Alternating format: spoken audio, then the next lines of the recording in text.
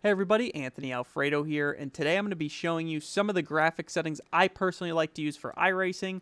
We're in the race car after adjusting our field of view, our triple monitor settings, getting all of those graphic um, displays working properly. So now we're going to go to the options and mess with these advanced graphic settings because this is where things can get quite interesting.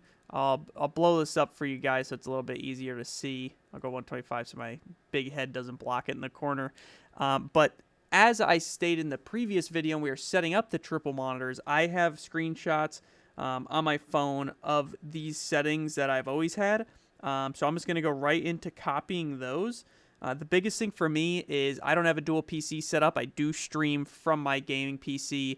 So as much as I would love to run iRacing in just about max settings, I can't without it hampering the quality of my stream. So I have to kind of balance the two of those. Obviously, I want the stream to run at the best quality and frame rate possible, but I need the sim to do the same so that it actually looks good. So the way I do that is by getting started with our graphic settings here. I run sky clouds at medium. I run cars at high. I run pit objects on high. I run event on high. I run grandstands on high. I run crowds on. I actually run crowds off frequently. Objects on high detail, particles there. World plus minus max. So we'll draw all cars. We'll draw all pits.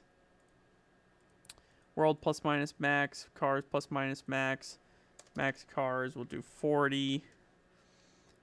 Frame rate limit, we'll go 140. Our monitor is 144 hertz, so we'll just keep it within just a handful of those right there. I do have all of these checked on. I have walls and headlights off. I have PCR filter on 4. I do not have it on anything higher. Number of lights set to 3. Shader quality, high detail, not ultra.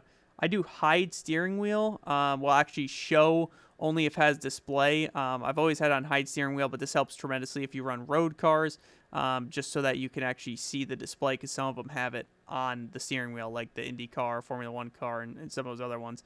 So we do show only if it has display because I don't like to see the wheel or the driver's arms in sim. I have my wheel right here and my arms here. I don't need to see it duplicated on the actual screen. That gives me the best immersion. It makes me feel like I'm the one behind the wheel, not some fictional character in the sim. High quality trees off. 2 pass trees actually off. Cockpit mirrors I put to 3. That just helps with road racing. You can actually set it to 1 or off if you'd like. That kind of helps a lot with frame rate. We'll actually probably do that now. Headlight on track and mirrors, have that off. Virtual mirror on. Motion blur off. HDR off. Sharpening is nice to have on for sure. Video memory swap. High-res cars. 20 full car textures. Hide car numbers, of course. So you can run custom numbers. And that's pretty much it. So we'll save that.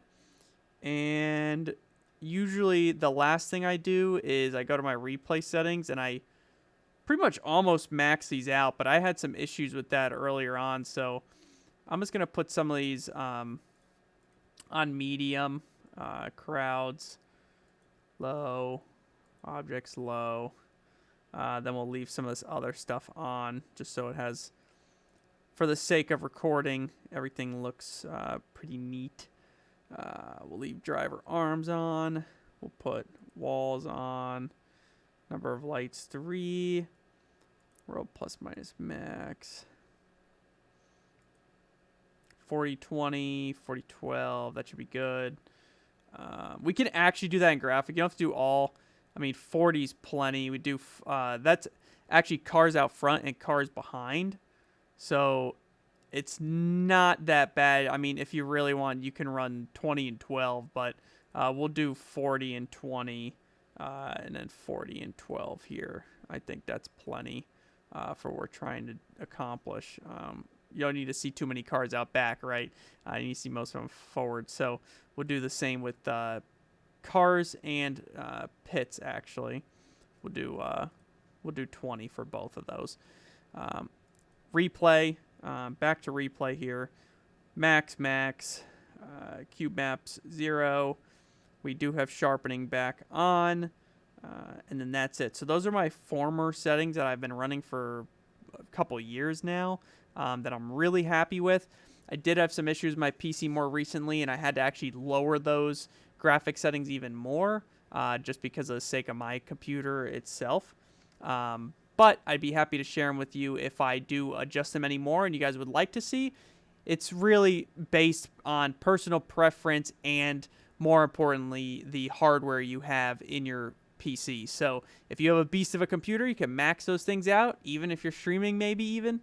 But I think in this case, for me, there's a healthy balance between the two, of course, that I'm trying to weigh. I want the sim to look as good as possible and as realistic as possible for myself behind the wheel, but I also want it to look intriguing and exciting to the people watching the content. That being said, if I put the graphics too high, the quality of content goes down tremendously because it gets really framey, both on the broadcast stream or while recording, and of course the actual sim itself. So hopefully those graphic settings help. If you were interested in seeing those, leave a like if you enjoyed the video, a comment on what you think you'd like to see next from me regarding my iRacing settings or maybe some other videos. I appreciate the support as always, and I'll talk to you guys in the next one. See ya.